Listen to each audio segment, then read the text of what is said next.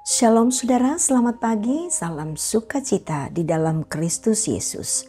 Selamat berjumpa dalam Renungan Pagi edisi Sabtu 15 Februari 2025. Mari kita bersyukur kepada Tuhan untuk semua kebaikannya bagi kita, menikmati kehidupan satu pekan, dan tentu kita akan mengucap syukur untuk hari ini. Saudara, pagi ini kita akan membaca Lukas pasal 11 ayat 24 sampai ayat 28. Mari kita berdoa. Tuhan, kami bersyukur untuk kasih dan setia-Mu yang senantiasa nyata dalam kehidupan kami. Hari baru, kehidupan baru. Engkau karuniakan bagi kami pertanda bahwa hari ini akan menjadi hari yang penuh dengan sukacita. Perkenankan kami memahami sabda-Mu yang menjadi harta utama kami menjalani aktivitas kami hari ini. Roh Kudus, tolonglah kami untuk mendengarkan suara Tuhan dengan benar. Ampuni dosa kami Bapa, dalam nama Tuhan Yesus kami berdoa. Amin. Lukas pasal 11 ayat 24 sampai 28. Kembalinya roh jahat. Apabila roh jahat keluar dari manusia, ia pun mengembara ke tempat-tempat yang tandus, mencari perhentian. Dan karena ia tidak mendapatnya, ia berkata, "Aku akan kembali ke rumah yang telah kutinggalkan itu." Maka pergilah ia mendapati rumah itu bersih tersapu dan rapi teratur. Lalu ia keluar dan mengajak 7 roh lain yang lebih jahat daripadanya.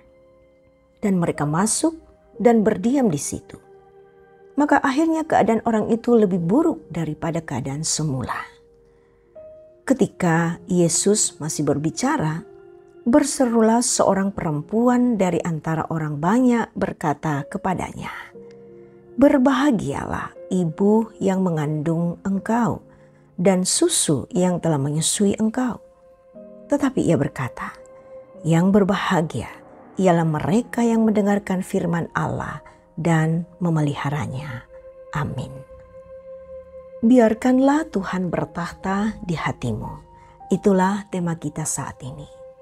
Saudara, perasaan senang dan bahagia kita rasakan jika ada seseorang, entah keluarga atau rekanan kerja, yang menyatakan bertobat dari kehidupannya yang lama.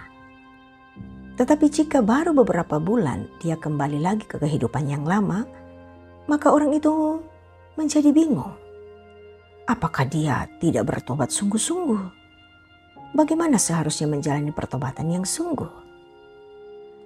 Dalam pembacaan kita hari ini, pada ayat 24 sampai 26, Yesus mengatakan bahwa roh jahat itu bisa keluar dari manusia. Yang perlu dilakukan manusia setelah itu ialah mengundang Tuhan untuk bertahta di dalam hatinya, sehingga hatinya tidak menjadi kosong seperti rumah yang bersih, rapi tapi tak bertuan. Hati yang kosong akan memberi kesempatan kembali kepada roh jahat untuk menjadi tuan dalam hidup manusia. Bahkan roh jahat itu dikatakan akan mengajak roh jahat yang lain untuk masuk dan berdiam di sana, sehingga keadaan manusia semakin buruk. Saudara, jika seseorang ingin bertobat dengan sungguh, maka jangan pernah membiarkan hati kita kosong tak bertuan. Undanglah Tuhan untuk bertahta dalam hati kita, mengarahkan pikiran dan peri hidup kita. Tidak cukup hanya punya niat untuk bertobat, namun tidak melakukan hal-hal yang perlu dilakukan. Dalam ayat 28, Yesus berkata, "Yang berbahagia ialah mereka yang mendengarkan firman Allah dan memeliharanya." Ketika ada niat untuk bertobat menjadi lebih baik, maka perlu membaca dan merenungkan firman Tuhan. Tidak cukup sampai di situ. Masih perlu memelihara firman dengan berpikir dan berperilaku sesuai kehendak Tuhan. Firman Tuhan hari ini mengajak kita untuk membiarkan Allah bertahta dalam hati kita. memberi diri kita diarahkan oleh Tuhan, meninggalkan keegoisan kita, keinginan kita yang jauh dari Tuhan. Karena hanya dengan mendengar dan memelihara firman-Nya, maka kita akan menikmati kebahagiaan di dalam Tuhan. Amin. Firman Tuhan. Mari kita berdoa. Tuhan, kami bersyukur untuk semua yang terbaik Tuhan berikan bagi kami. Pagi ini kami memperoleh hadiah yang terindah, yaitulah firman kebenaran-Mu.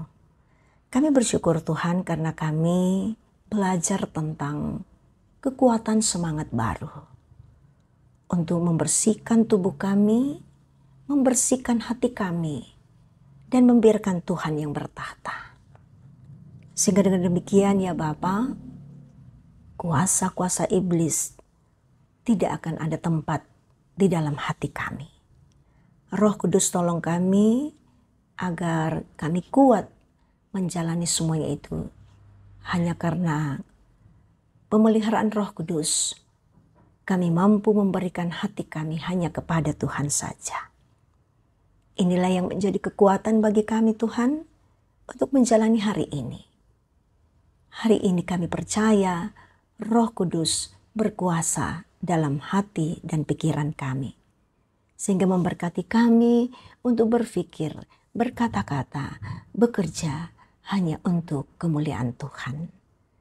Ya Bapa di sorga, harapan baru memenuhi kehidupan kami, sehingga dalam kondisi apapun, ketika kami berada di dalam keadaan sakit, berduka cita, bergumul dalam berbagai masalah, terutama ya Tuhan kondisi yang kami alami, baik kami yang ada di Jemaat Tamalan Rea, bahkan hampir di seluruh Indonesia, ada banyak yang bergumul oleh karena mereka tergenang dengan air, rumah kediaman tidak bisa ditempati dengan nyaman.